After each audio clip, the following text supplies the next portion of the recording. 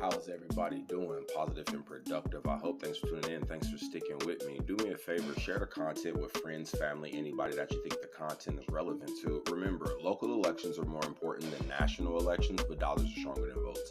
They won't stop until we stop them. Liberation comes at a cost. Who's going to pay for it? Ladies and gentlemen, if you're on YouTube watching this video, please drop purple heart in the comment section. It does a lot for the algorithm, does a lot for the videos. Again, I appreciate you dropping a purple heart in the comment section. So jumping in this really quickly. So just some things came across my feed, and a lot of times I'm new to some things, ladies and gentlemen. I just do a deep dive into it to understand it, from as many angles as possible. I told him that she said it was all in the angles, but never mind. It's neither here nor there. I just tell you guys it's somewhere. Maybe it's on X, maybe it's on Rumble. Hopefully you're subscribed. So, ladies and gentlemen, the reason why we're doing this and who ANPA stock holding is, ticker symbol Rich Sparkle Holdings Limited. Not even familiar with the company. From my understanding, they're professional specialists in the provision of financial printing services such as printing, typesetting, translation, advisory services, including environmental, social, and governance, ESG, and international control. So when you go to the doctors and they got everything printed in various languages and different things of that nature, these are probably the guys who handle that right there. So, okay, now what does this have to do with anything, and why are we looking at them? So here's the funny thing, right? Their stock as of right now is trading at about $8.81. If we just barely go back to the beginning of this year, January, it was trading at over $99. And at the height, I think we're at max. Yeah, we're at max. So I was trying to actually get even early 2025 July, when it looks like it went public because we're at max. The IPO released at about $3.50. Within a few short months, it shot up from $3 to $40, went down to 20-ish, back up to 30-ish, down to 19.20, and then went up to about 86, 99, back to 55, 83, $9, and now that's where we are now. Okay. And that's in a very short time frame, ladies and gentlemen. Now, why is this important? So let me show you guys a major power move, and let's talk about the ramifications thereof, okay? So now, here's the power move I want to show you guys. So now, some of you guys probably don't even know who this person is, right? So now, let's do this. Just so you guys know who this person is. So we all know this guy, right? We've seen this guy. We've seen all the videos on the internet, right? Okay, so now let's go back. Ladies and gentlemen. So that guy, Khaby, I don't even know how to say his name. So here's the funny thing. So how much will Khaby actually receive from his deal with Rich Sparkle Holdings? So in case you don't know, here's something. The timing is we were looking at something different, which got me here. So the timing and the rumor is also off Khaby's real $975 million deal, selling his brand company Step Distinctive Limited, including image, AI, avatar rights to Rich Sparkle Holdings, closed in January 2026, well after 2024 split. And unrelated to any marriage issues. It's confirmed via SCE filings and uncovered by Forbes, Fortune, Hollywood Reporter, etc., but involve no divorce context. So how we got here, ladies and gentlemen, it was rumored that Khaby had divorced, or his ex-wife filed for divorce, and he put all of his assets in his father's name, and she reportedly had to pay him $10 million. It's all rumor, it's all speculation. Matter of fact, here's an interesting caveat. I want to bring up an interesting caveat because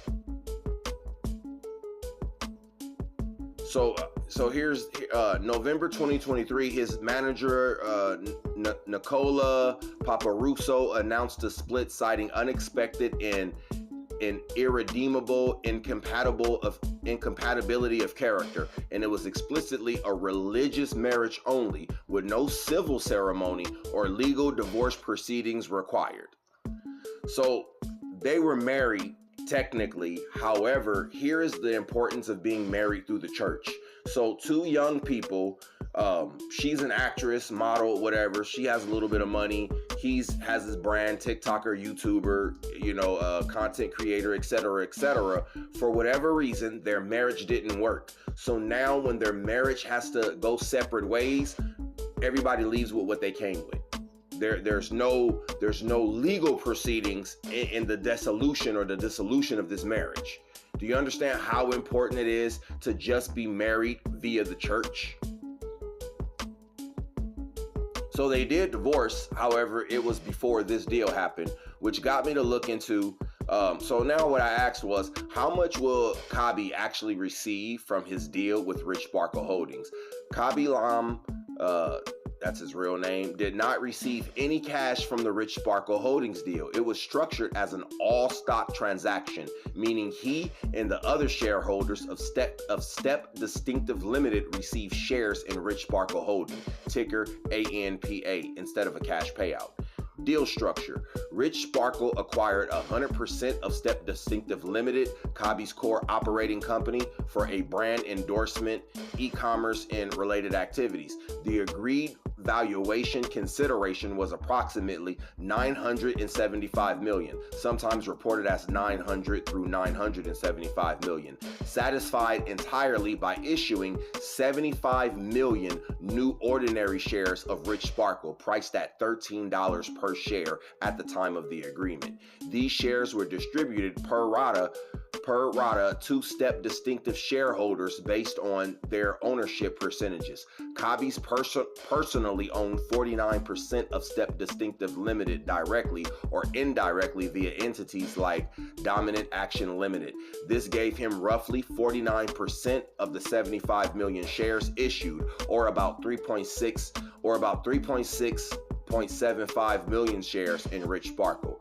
What he receives actually means no immediate cash. The 975 million headline figure is a paper valuation of the shares issued at the deal's announced price, not money wired to a bank account. Khaby traded equity in his company for equity in Rich Sparkle. His stake in Rich Sparkle post-deal, he became a controlling shareholder in the combined entity. At the deal's announcement price, $13 a share, his portion was worth roughly $478 million on paper, 49% of the $975 million.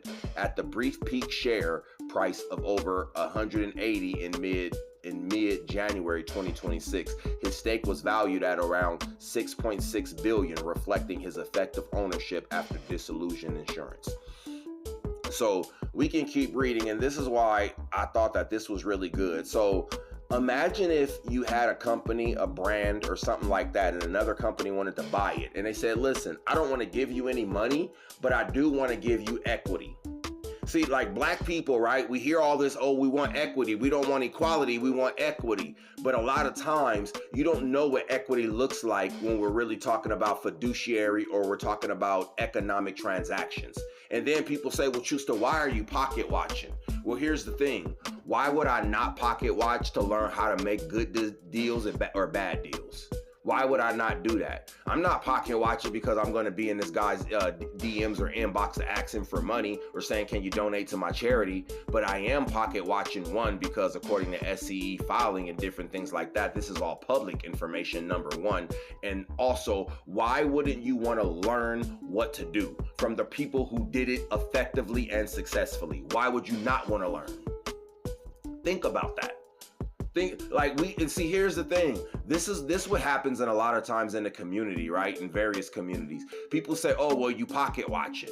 No, we're looking at the deal that Khaby did. We're looking at the deal that Nick Cannon did. We're looking at the deal that Pooh Shiesty did. Have you guys heard about what happened with Pooh Shiesty and Gucci Mane? Crazy stuff. I don't know. I know it's true. He was kidnapped. I don't know the whole ramifications about it, but apparently Pooh Shiesty and his dad kidnapped Gucci Mane, held him at gunpoint, and possibly wanted to renegotiate the contract, something to the effect of that. I'm going to get more information about that. My point is this though. Why is it, ladies and gentlemen, that when I look at what Pooh Shiesty did, maybe that's a bad way to go negotiate a contract. Maybe if I listen, because Ice Cube told me that Dr. Dre slapped Jerry Hella, and that Mob James said that they hung Vanilla Ice over the balcony. Not him, but it was done. So now what I'm saying is that we can look at some of these ways how you handle these deals and negotiations, and then we can look at some of the deals and negotiations and say, were they good deals or bad deals, right? Like everybody knows a 360 deal is a bad deal. So when we realize that Lil Uzi Vert had got a bad 360 deal, or Megan Thee Stallion got a bad 360 deal, how come nobody at that point in time said stop pocket watching? So when the deal is bad and somebody got manipulated or misused, why didn't we say stop pocket watching at that point in time? But then when somebody makes a good deal and we're trying to explain how we also can make good deals in a microcosm aspect of it, why do we then say stop pocket watching? You see how that goes, ladies and gentlemen? It's like we pick and choose when we do it or when we don't do it. Like, for instance, don't say the N-word if you're not black. But if you're black, well, then you could say the N-word all the time, right? But here's the thing. But now you're black, but you're from Africa or you're from Jamaica and you're not black American, and your peoples weren't alive or weren't going through chattel slavery in Americas and different things like that. So now, no, you can't say it either. So at first it was white people can't say it, black people can say it, but if you're not the type of black that I want you to be, well then now you can't say it also. Why do we keep picking and choosing and making all of these different, like, how about we just say no, you can't do it? No, you shouldn't do that. Why do we have to make all these specific for instances or inferences as to how or why, right? So should you pocket watch? Yeah, you should pocket watch. Yeah, you should. You should. And I'm gonna tell you another reason why you should pocket watch. If you got a nephew or a cousin or a family member and you know they have a good job and they don't have too many bills, but yet for whatever reason, they're always needing money, their car isn't working, it just looks like the money that they have, you can't see where it's going. Yes, you have the right, because you should love these people, your friends, family, your cousins, and loved ones, and you could tell. There was an old song that said, self-destruction, you're headed for self-destruction. So now if I'm not pocket watching you and I could tell you're not fixing your car, you're not doing the things you need to do, you're not improving your education, you're not fixing your house, you're not doing the different things that you need to be doing, you're not investing into the solar power, into the stock market, you're not doing any of these things. Now is it safe for me as a loved one, as a friend, to say, hey, what's going on? Are you okay? What are you doing with your money? No, that's not okay. So now, fast forward 15 years later, when they're on drugs and they're on the streets homeless, begging for money, and they're homeless, we're gonna say, where are their friends and family? How did they get like this? Why didn't anybody stop this? That's what we're gonna say. Well, if all the friends and family, how come nobody stopped this? If y'all really love this person, how come y'all didn't? But I couldn't, because y'all told me don't pocket watch. Remember, you told me if I mind my own, I live long. See, so how do we stop these problems with all these cliche things that we have in the community? All these different things that we just say in a vacuum and people live by it. So how do we actually improve the community if we don't have the conversations to acquire the knowledge to actually know what to do and what not to do? Why is it that we're making the same mistakes that we know that we shouldn't be making anymore, ladies and gentlemen? Why are we making these same things, doing them over and over? I was told that a smart man learns from his mistakes, but a wise man learns from the mistakes of others. Have you guys ever heard that saying? Now, I was also told that the best teacher is experience. But you could also experience something vicariously. I don't need to go steal from the store and see them drag me out and beat me upside my head. I don't need that to happen to me to experience it. I seen it happen to him. I seen him crying. I seen his wife and his kids and his family crying. I seen the pain and the turmoil that he went through. I don't need to go through that to say, well, you know, it is that bad or it ain't that bad, or I don't need to. I could look at it and say, I want to avoid that. Very simply. Very simply, some things you don't need to experience to know you don't want to do it. I don't need to eat feces to know, to figure out what it tastes like or what it don't taste like to decide that I don't want to do that. I've already came to the conclusion before I've done it that I don't want to do that. You see how some things work? Like some things you can look at them and say, you know, I'm pretty sure I don't want to do that. Well, you never know unless you experience it. That's what's wrong with y'all. That's how y'all get tricked and manipulated into doing anything. Well, you don't know unless you experience it. No, he touched the stove and it was hot and he cried for a week. He couldn't use his hands. He couldn't play basketball. He couldn't play Sega Genesis. It was a lot of stuff he couldn't do. I don't want to go through that. And if you telling me if I might have a different experience, I'm going to tell you to do it and show me how to do it to get a different experience. That's what I'm going to say. Because if you're telling me I'm going to get a different experience from what I just saw, show me so I can see that I'll get a different experience from what I just saw. And if you can't show me that, now I know you're trying to manipulate me. But see, some of y'all listened. Some of y'all seen your cousin burn his hand on the stove, and then the little boy from down the street told you, oh no, if you touch it like this, you won't burn your hand, and you listened and you believed it. And you listen, and now you're mad because you got a burnt hand too. And your cousin said, what did I tell you, stupid? Didn't I tell you don't touch it? He said, didn't I tell you don't touch it? You should have learned from me. Now we both can't play Sega. You see? But you didn't want to learn. You let somebody who's not even your loved one manipulate you. Just like when your uncle, who's always been there for you, when you went through that bad breakup, when you got stuck on the side of the road going somewhere that you shouldn't have went, that everybody told you don't fucking go anyway, stupid.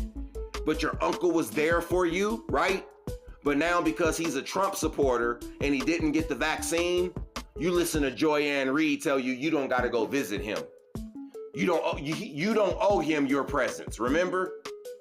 Remember that? And you listen to Joy Reid, whom you've never met, who won't even reply, who won't even respond to you on Twitter or social media, right? How many comments did you send to Roland Martin, to Joy Reid, to Rachel Maddow? How many comments did you send? And they never responded to you, right? But yet when they told you, don't go to your uncle's house or don't invite your uncle to your house for the holidays, you listened, right? But where are these people? Where were they at when you actually needed them? And see, that's what's wrong. Because your cousin told you, don't do it, stupid. But remember when you needed some money for the ice cream man and your mama said, I ain't got no money right now. And then your cousin, he was about to buy the Choco Taco. And then he was like, why you ain't at the ice cream truck? And you said, my mama said she ain't got no money right now. And then he said, never mind. The Choco Taco was 85 cents, $1. He said, I ain't even gonna get a Choco Taco right now. I'm gonna just get a big stick for 50 cents. And then I'm gonna give you one too. Or I'm gonna get the big stick and I'm gonna cut it in half. Remember? Remember your cousin did that for you, right? But now, because your cousin told you, listen to me, I don't want men in dresses, because this is the reason why I'm not supporting the Democratic Party, because I don't want men in dresses reading books about sexual explicit nature to children. This is the primary reason why I'm voting against the Democratic Party. But you didn't remember when your mama didn't give you that money and your cousin was there and gave you half of his big stick, his Chico stick, right? You didn't remember when your uncle came and picked you up in the back of Barstow Road when a nigga said, I ain't never even heard of Zizix. What the hell is this? ZZYZZX. What the hell is this? I don't even know where the hell you are. But are you sure that that's a road? Okay, it's dark. There's no street lights. Let's hurry up and go. Because it looks like the hill have eyes. So now your uncle came out there and you know that nigga a felon, you know that nigga got warrants, and that nigga had to bring his gun, right? Because of where you was, and they told you don't go, but your uncle came to change your tire and you didn't even have to give your uncle no gas money, right? You didn't even give your uncle gas money to come out there and change your tire for you, but he did it and he never brought it up. He never brought it up. But now, when Rachel Maddow told you you don't got to go to your uncle's house for the holidays because he's a Trump supporter, right? You listen to the stranger. You listen to the stranger. But would you have listened to that stranger in the middle of the night when your car was broke down and they said, don't worry about it, just jump in the car with me and I'll take you to safety? Would you have listened then? But see, that's the problem, ladies and gentlemen. Because why are you listening to the stranger? When Gavin Newsom told you to socially distance and stay 6 feet apart, and then we saw him at the parties drinking wine with his friends, we saw him doing it, so now you're telling me to do something that you yourself are not doing? Why would I listen to it, ladies and gentlemen? Why am I gonna touch the stove when you won't show me how to do it yourself? Because I seen when a nigga touched the stove and he got his hand burnt. Now you're telling me to do it, but you won't do it yourself. You're telling me that I don't need to go to my uncle's house because he's a Trump supporter, but yet you got family members who are conservative and you're at their house. Why? But see, we listen. We listen. Ladies and gentlemen, I told you guys, do not get the vaccine.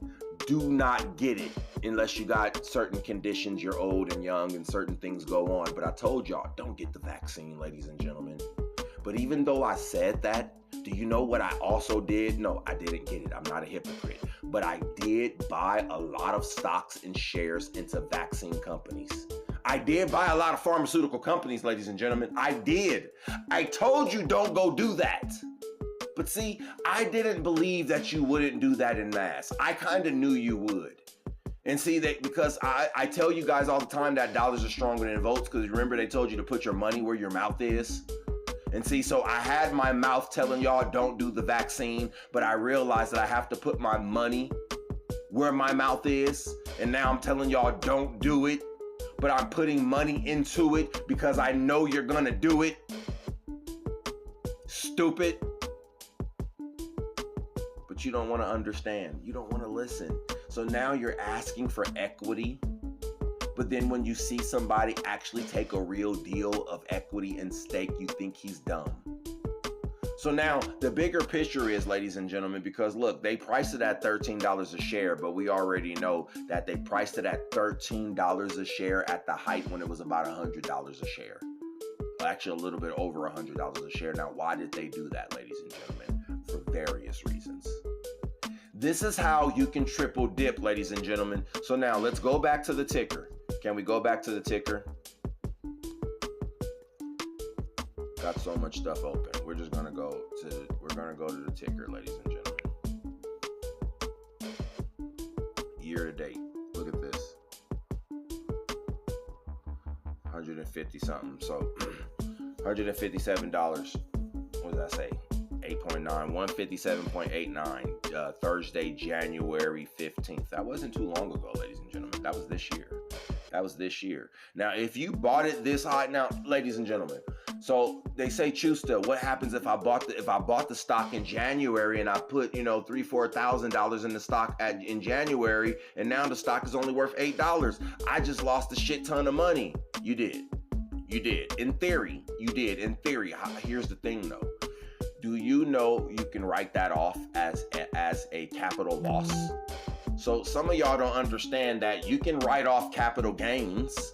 You can get taxed for capital gains as well. However, the very easy, surefire way, ladies and gentlemen, listen, if I can show you how to pay zero in capital gains. 0% in capital gains, and it's legal. Ain't no Mickey Ficky, ain't no tricky man shit, no, it's legal. They do it. Everybody knows this. Anybody with a little bit of money knows this is how you pay zero in capital gains. You can also use your capital losses to offset. So now, let's just say, for instance, I was evaluated at $13. It's now $8. So now I got the $2 to $3 difference. Now I can say, across, 50 million or 74, I think it was 49 million that he had. So now I can do that 49 million, well, 3 at 49. So now we can write that off as a net loss, ladies and gentlemen. So he can, and now here's the thing. he can still own it and say, I lost money. I just lost $150 million off of this deal. And then after the evaluation, because now I just filed my SCE filing for that year or for the preceding years where I took a major loss. And now when the stock goes up, I can now get another evaluation, appraisal on it, estimation, valuation, etc., etc. And now it could be valued at more money than I even got it for, because I got them at $13 a share, but now it goes back up to, let's just say, ladies and gentlemen, $99 a share, right?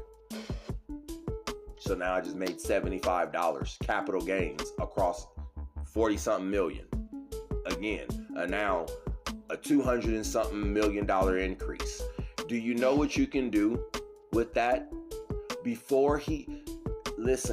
Instead of taking the money out, because remember, he sold his company and took equity. Now, everything that he makes off of that technically would be capital gains. It might be a different, I'm gonna see how they actually file that. But here's the thing. If you reinvest capital gains, they are taxed at 0%. Ladies and gentlemen, this is what's wrong with y'all. How much are capital gains taxed? For 2025-2026, federal long-term capital gains tax rates on assets held over 1 year are 0%, 15%, or 20%, depending on taxable income. Short-term capital gains assets held less than a year are taxed as ordinary income up to 37%. High-income earners may also pay an additional 3.8 net investment income tax, the NIIT. So, and that 37% is a marginal rate. A lot of people don't even understand what that means. That doesn't mean you're taxed at 37%. That means if you're like a high earner or you're in a certain income bracket, once you hit a certain number, everything over that number is taxed at 37%. That's what a marginal rate means. Most people think that, the rich are just paying, and choose to see the rich get rich and the poor get poor. Yeah, because you're stupid. That's why, because you're stupid. Listen, I was stupid. No, I take that back. I take that back. I wasn't stupid. I wasn't. No. I wasn't. I'm not saying you are and I'm not. I am saying that. But what I am saying is what the clarifier in this is that I didn't know. See, I was ignorant. Nobody showed me that capital gains are taxed at 0%, 15%. Nobody was showing me this information. So I was ignorant. I was oblivious to the fact of it. So that's a big difference than being stupid. Because now when somebody shows you the information, showing you real time how it works, the pitfalls, how you avoid certain things, I'm showing you how to do it. The good, the bad, the ugly, etc., etc. I'm showing you, so now you know and you still choose not to. That is stupidity, ladies and gentlemen. That's what that is. Because nobody listen, a dude showed me computer technology and infrastructure when I was a youngster. I learned it. I didn't sit back and not learn it. And this wasn't even, I did it on my own. This was just a dude that I'm gonna keep it real with y'all. This older dude was like a neighbor in the community, and he used to get, he probably shouldn't have been doing it, but he used to get the young kids to go score weed for him. He'd be like, hey, look, I know y'all know where to get the weed from. Get me some bud and I'll buy you a bag too. So he'd be like, hey, look, I want $10 worth of weed. Go get $10 of weed for yourself. So whatever he would buy for himself, he would let you buy it. And there was one time he was like, man, all I got is $10. I'm gonna just have to smoke with you. Or, we would just roll up a couple of joints together. So we then ended up playing chess. I kicked his ass in chess, and that's what led to computers and various conversations, and the rest was history. So nobody made me do computers with this guy. I wasn't getting paid for it, but he told me, listen, man, you can learn this skill and nobody can ever take that away from you. You could do this for yourself. You could teach other people. There's a plethora of different things you can do with this skill. Learn this skill. Have this knowledge. Have it. If you want to hide something from a black man, put it in a book So go read these books, stupid, so you have the knowledge. Go read, nigga. Read. And I know goddamn Jerome Dickey. Shout out to black authors, but y'all know what I'm talking about. Go read some shit, some real shit. So now, how does this work, right? Long-term capital gains tax rates 2025, 2026. These rates apply to assets held for over more than 1 year, such as stock and real estate. 0% rate available for single filers with taxable income up to $48,350 in 2025. $49,450 in 2026, or married filing jointly up to $96,700 in 2025, $98,900 in 2026. So that's a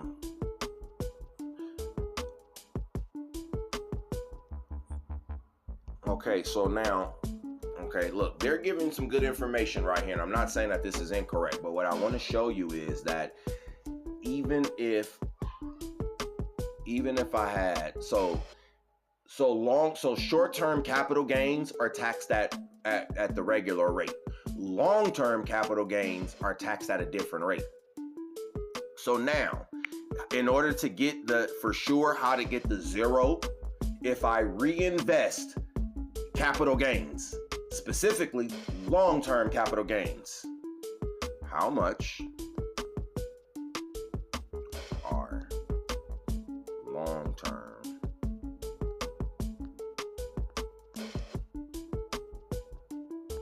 capital gains taxed if reinvested?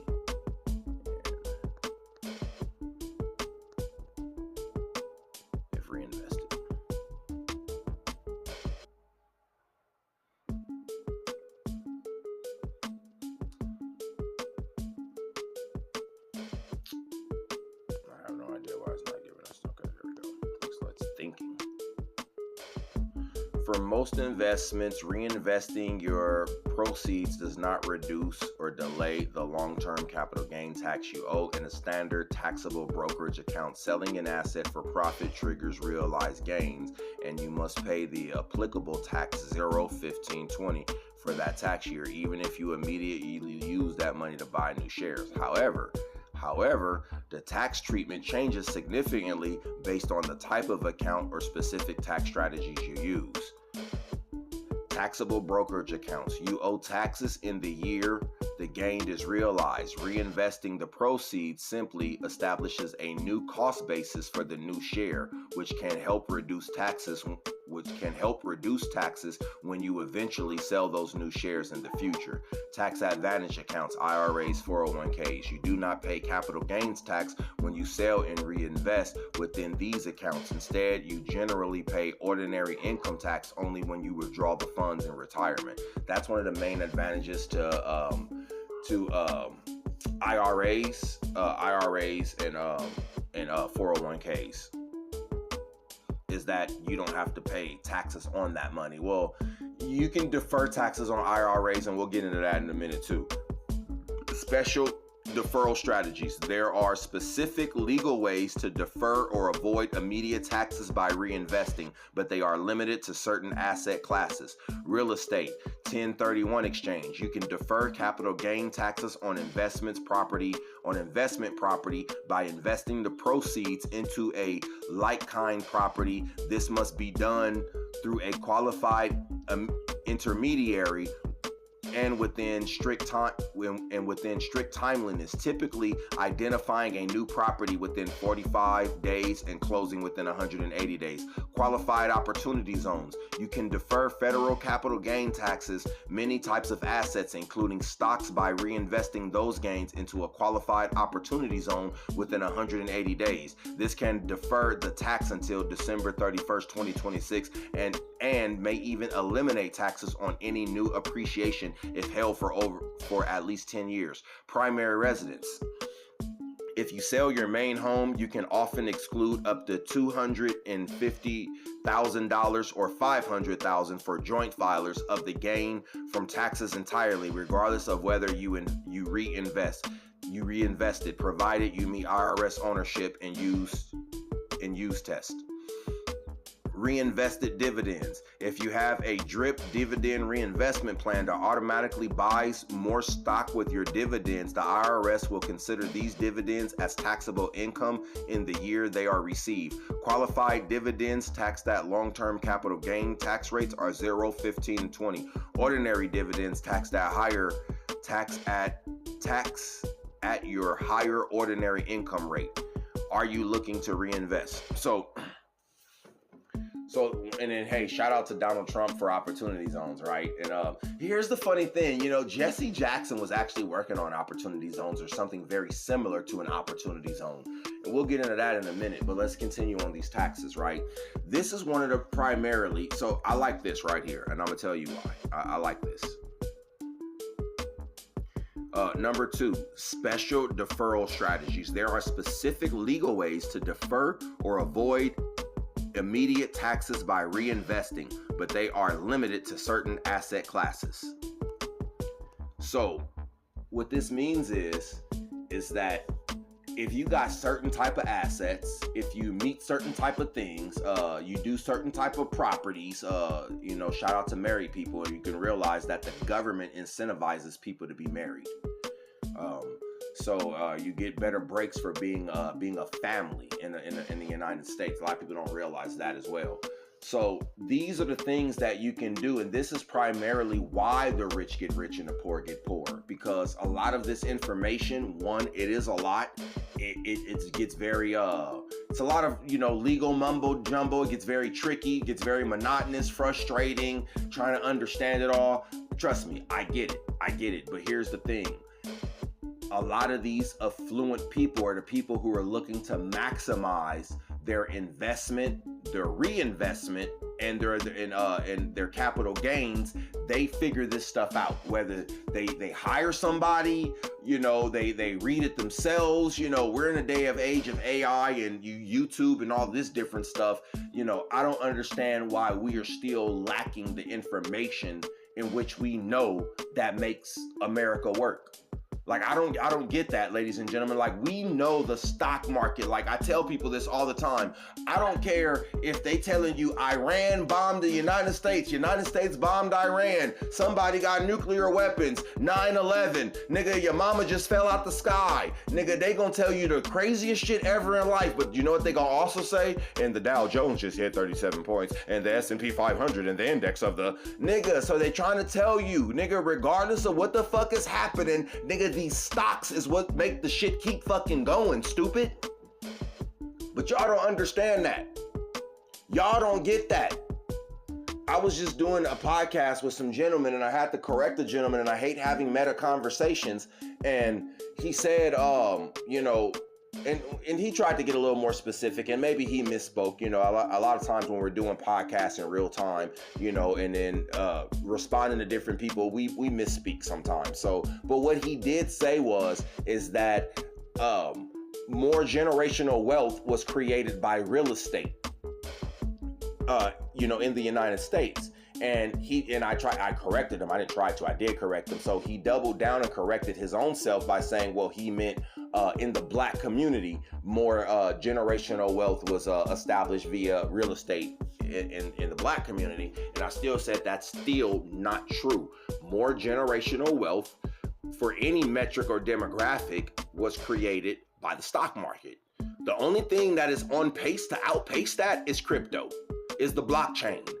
That's it. And the only reason why the blockchain hasn't outpaced it is for a few different reasons. But primarily, you've had a lot of people incur larger losses in comparison to the stock market. Now, we're not going to talk about day traders and all those different type of people. However, and then we don't have a long enough time frame to look at the winner to loser ratio. So you have had a lot of high earner winners in cryptocurrency, and we've had some extreme losers in cryptocurrency, but we haven't had a definitive time period to create a fair dichotomy or a comparison against the stock market. We just haven't, against long-term assets.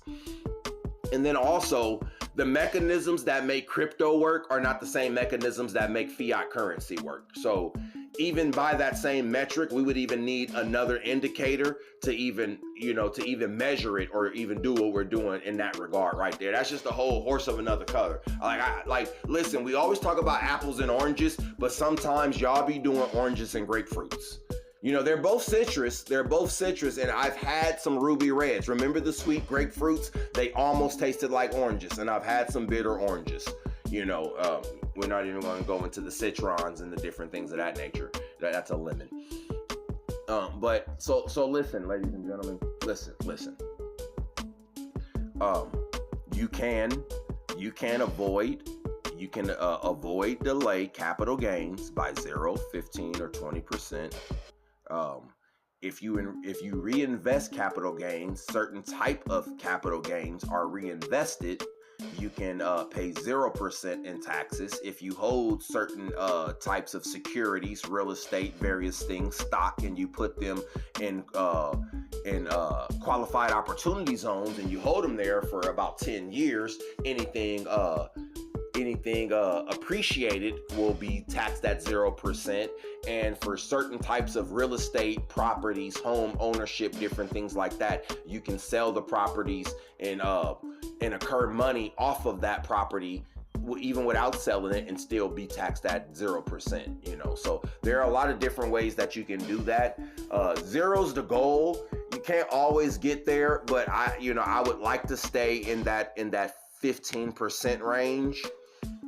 So if you could stay in that 15% range, avoiding marginal taxation rates, I think that's a good thing. And then also start looking at revocable trust, living wills, trust testaments, different things like that. Revocable, non-revocable trust, they both have their perks and their merits. Also, I would just tell people, and then look, I'm guilty of it too. And people say, well, Choosta, I don't got the money to do it. It's just so tight and various things of that nature. Trust me, I get it. I know. I've been there. I've done that. You know what I mean? I'm about to do it again. So what I will say is this. When you get, I'm not a big fan of the 50, 30, 20 rule. I'm not a big fan of that. However, I think that that's a simple way to create discipline for somebody who wants to try to get ahead of their finances, their budget, and various things of that nature. I think that's an easy rule or an easy strategy for you to learn discipline, and then you can start tweaking and manipulating it as you see fit, as you gain more discipline and more patience, more practice, as money increases, decreases, etc., etc. So, what I would implore everybody to do, even before you get on top of a real definitive budget plan or anything like that, I would just say, you know what, I would say whatever the difference or the dollar amount is, I would just say, $50 to $25. Take that off the top of your check. $50 to $25 and throw it in the market. Throw it in the stock market. And do this every payday for, let's go 5 months, 6, 7 months, 8 months. This isn't a get rich quick scheme, but now we can start understanding the power. And so here we can understand the power of compound interest. I want to finish that statement. Sometimes I don't have to finish it. A lot of people know what I'm going to say sometimes, but I want to finish that one. The power of compound interest. Einstein described it as the eighth wonder of the world. And it truly is. It truly is amazing. I mean, especially when compounding interest works for you and works to your benefit and your advantage. So, primarily, ladies and gentlemen, I like to do long-term investing, but a lot of us, we can't do that. So I do a hybrid approach. Well, I don't do any real short-term investing, but if it's not a long-term asset, it's technically a short-term asset. So if you don't hold it for over 1 year and 1 day, or actually at least 1 year and 1 day, it's technically a short-term asset.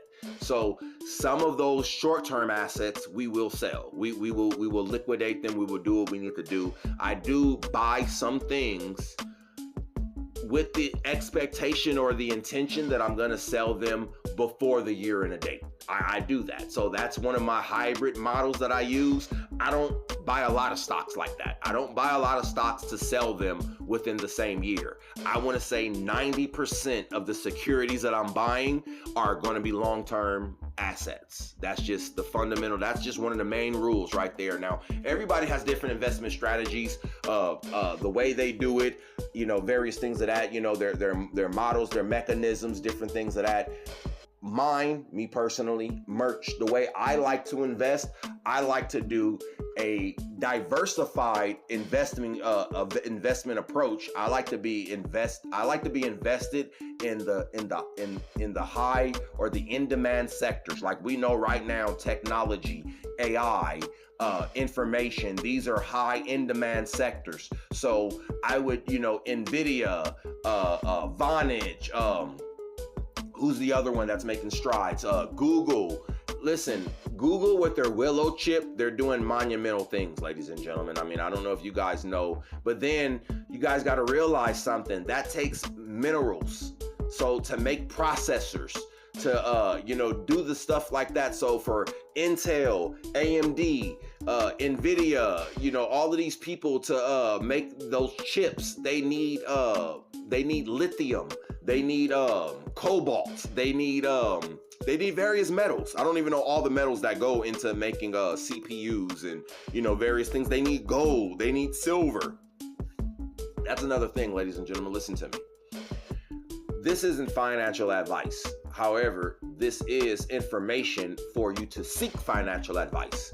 And I will tell you that I believe in the near immediate future, within the next 5 years, I'm telling you, I believe silver is going to be one of the most highest precious metals and or commodities, for a few different reasons. Primarily because of where we're going with electricity, data centers, mining operations, data mining, blockchain, various things of that nature. So the amount of power, large language models, the amount of information and energy that they require is monumental. The best conductor of electricity known to man is silver, ladies and gentlemen. So now I even see some startups coming in. So I was talking about the assets or the different sectors, right? So now when we know that the technology sector is booming, we know pharmaceutical is booming, we know certain things are booming. Well, now here is an obscurity that I would like to jump in and look at, because I just told you silver, I believe is going to outpace most precious metals and materials, right? Not all, but most. What I do believe is you're going to have a lot of startup companies that start making various that are going to start making various ores and various metals utilizing the silver. So they're going to take the silver ore and they're going to manipulate it and make various proprietary metals. So here's the thing, silver tarnishes easy. It's not good against heat. There's a few different reasons why we don't like using silver in electrical applications, especially like supercomputers, quantum computers, various things of that nature. So they are looking at some things to replace copper, to replace different things. So then they're looking at alloys. They're going to start. So I think a lot of startup companies started making some of these alloys with components, even nano alloys. I see a very crazy, like, think about it. Nobody saw the technology sector emerging for AI. We didn't see this, so I see more industries emerging as we move forward. But I would just be focused and comfortable just investing in what we call legacy stocks. Now, don't get me wrong, big companies are going to fail. However, since I've been a little boy, McDonald's has always been, in the top 10 contenders as far as fast food chains. So another company that you can get into, ladies and gentlemen, it's called ARCO. Ticker symbol ARCO. I made a little bit of money in ARCO. I was buying ARCO back when it was like $3 and $5 a share. And what they do, they're one of the largest independent owners of McDonald's in South America. They own more McDonald's in South America than anybody else. So, and then they place it on the, so they basically, they're a franchise owner that put the franchise itself on the block or on the stock market. I mean, this is bad. So think about it. When McDonald's does well, Arco does well. So, I mean, you can almost double dip.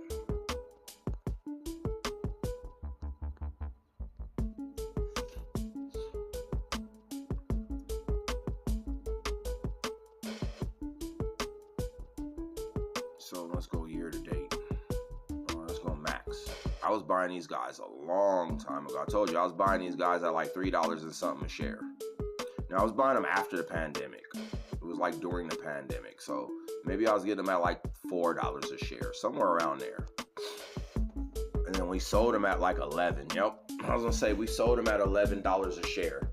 So man, and that's the thing. So think about it. Let's just say, for instance, let's just go $5 a share. We'll go 5 and 11 just to do the numbers really simple, right? Let's do this.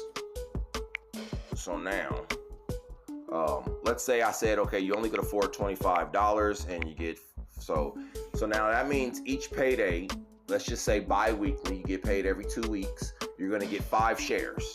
So now that means you're getting 10 shares a month. So now you're getting 10 shares a month, and you do it for, let's just say, 5-6 months.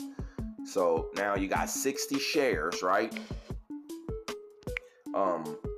And we were buying them at $5 a share times $5. So you spent about $300, maybe a little less, maybe a little more, because, you know, I know they were more than $5, but we're just using that. Sometimes it goes lower, sometimes it goes higher. So you're going to have a ceiling and a floor. That's important. Your ceiling and your floor are important. So now, you spent about $300 and you got yourself 60 shares. So now, let's just say, for instance, those same 60 shares go up to, let's just say, $11 a share. So now, and then minus your 300, because that's what you originally invested, right? So now you just profited, you know, and whatever time that does that in. So that's one of the hybrid approaches that I use right there, is that you can buy some stocks. Now, you know, you're going to have to pay your taxes on these, and that's a whole nother issue. So 30, so marginal rate, understand whatever your marginal rate is, 28%, 33%, 37%, various things of that nature. So one of the things that you can do, and I even did a segment where Odell Beckham diversified a lot of his portfolio, and I believe he took almost all of his pay, or a high portion of his pay, from the NFL, specifically in Bitcoin. He was like, no, just pay me in Bitcoin. So that set precedence for a lot of different things. So now you can just say, okay, in like 6-7 months, and you say, well, Choosta, that's not any money. I just made $300 in 6 months. That's not any money. You're right. But here's the thing. What happens when, because we just did 60 shares and that was in like 6 months, right? Well, what happens when you invest a little more aggressive, right? Just a little bit, because we were doing 10 shares a month. So now what happens when we get it up, when we can get that point to, let's just say, 60 shares in a month? We'll do 45. We'll be modest. 45 shares in 1 month.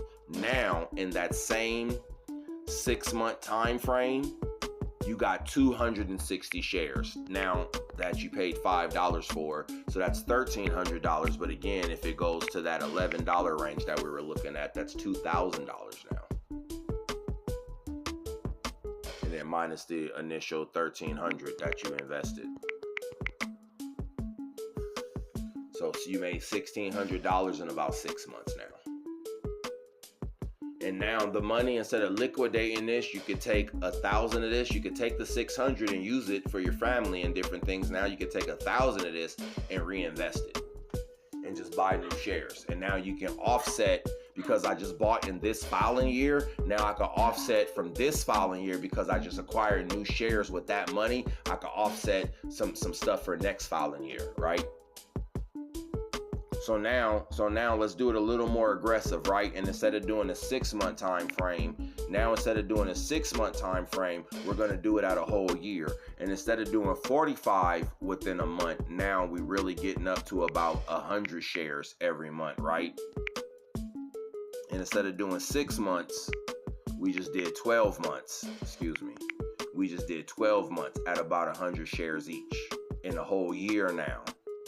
Now that gives us 1,200 shares in a year at $5 each. That's $6,000. And if we look at that 11 shares each, that's $13,000. And then if we minus that, what was I said, $6,000. If we minus that, so now you just made $7,000 in a year by doing nothing. But now here's the funny thing, right? Because we said 100 shares. We said 100 shares a month, right? So now let's divide this by 4 based on pay period. So every week you're going to buy 25 shares, and now at $5 each. So now look at the difference, ladies and gentlemen. All you're doing is $125 a week. So now you went from so think about that. See, and that's the power of compounding interest. Because when we first started it, remember the 60 shares? Remember the 60 shares in 1 month times 5? Or no, it was 10 shares in a month, which was $50. So now all we did was just what? Increase this by what? $75? That's all we did. We just increased it by $75. But by increasing it by $75, which is what? Not even 3 times. That's roughly, what was it? It was, let's take the 75 off. It was 50. So yeah, by 75%. So all we did was increase it by 75%. And now look at how much the compound interest, because the compound interest transcended more than 75% of profits down there. It was more, we increased by 75%, but the profit increased exponentially. We'll go back and we'll do the math, but I want to say the profit increased exponentially by almost 200%, right? So that's the power of compounding your interest right there. And then, like I told you, you got to have a ceiling and you got to have a floor. Meaning that I don't buy it above a certain point. And I started buying them at a certain point. Or if they go lower than a certain point, then I'm going to sell them. So again, ladies and gentlemen, it was a lot that we talked about, here we are making the mark almost an hour, and I appreciate you guys for rocking with me, sticking with me this whole time. Listen, drop a purple heart in the comment section on YouTube. It does so much for the algorithm.